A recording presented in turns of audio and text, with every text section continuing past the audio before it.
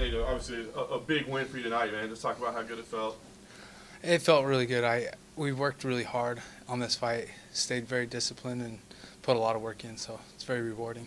It's been kind of a rough stretch for you lately. I mean, it's been tough getting some results. I mean, what's been the feeling lately? And kind of what's been keeping you going? A big part of it is my coach Trevor Whitman. He's just very encouraging, and I really, in the gym, I've been going like this, just exceeding and learning and getting better and better, and fight to fight. And so sometimes the result of the fight doesn't really show where I've gotten. It only takes a couple mistakes in this game to cost you the fight, and that's my last fight before this one is what happened. I was doing great in the fight. I felt comfortable. I felt relaxed. I felt like I was timing everything, and made two mistakes, consecutive mistakes, and got caught, and the ref stopped it. So, but that wasn't indicative of where I've been in my training. So. Interesting, because I mean, as many fights as you have under your belt, I think people always wonder how long can he keep going. But it sounds like you feel like you're getting better. Yeah, honestly, my numbers in the gym as far as how strong, how fast, how powerful, and my cardio are all going up, all higher than they've ever been when I was in my best shape.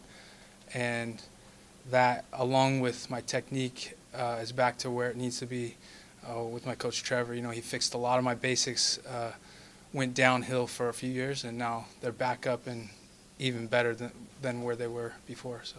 Kind of on that point, talk about the finishing sequence. I mean, you rocked him, and I think you knew it, but you were patient. You know, you didn't like kind of rush into it, and then you picked your shot and pulled out the high kick of all things to throw. Talk about just kind of what you saw and how it unfolded. Yeah, well, like I said in the post-fight interview, he wasn't respecting my takedown because every time I started frustrating him on the outside, so he started just pressuring me really strongly. And when he did that the first time, I took him down, and a couple times I shot in or was able to clinch him when he was too aggressive, and took him down again in the second round. And he wasn't respecting it, and so I thought at that point, you know, he's not going to respect the takedown because he's very good on his back, and so I knew I had to drop some power in the right hand. And then, of course, once I noticed he was wobbled from the right hand, and it was close to being over right there, and so I knew if I kind of rushed him, he would just try to clinch and recover.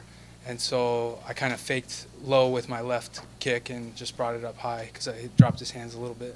That was a great finish. So, yeah. I mean, you're a guy that's been and done everything, man. So what's next for you right now? What goals do you have left? What's on the horizon? What do you see next for yourself?